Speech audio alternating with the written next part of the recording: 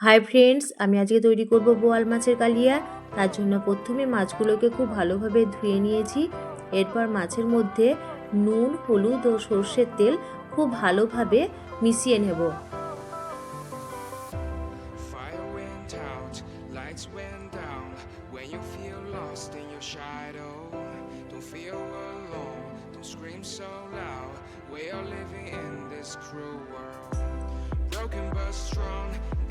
এরপর গ্যাসে কড়াই বসিয়ে দিয়েছি। কড়াইটা গরম হয়ে আসলে আমি দেব কিছুটা সর্ষের তেল আর 1 চিমটে নুন, যাতে মাছগুলো কড়াইয়ে লেগে না যায়।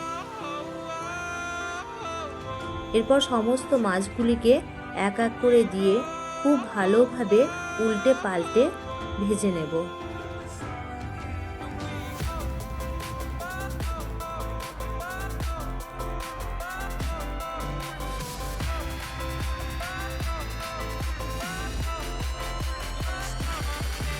মাছগুলি ঠিকঠাক ভাজা হয়ে যাওয়ার পর আমি একটি পাত্রে সমস্ত মাছ তুলে নেব।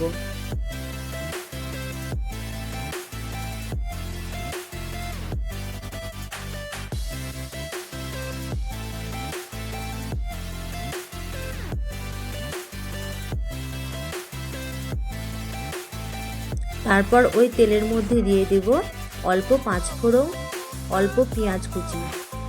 পেঁয়াজটা অল্প ভাজা হয়ে গেলে দিয়ে দেব আগে থেকে কেটে রাখা টমেটো।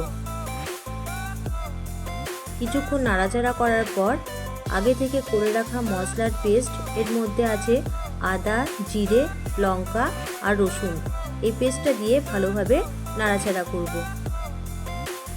এরপর দেব হাফ চামচ নুন, হাফ চামচ হলুদের গুঁড়ো,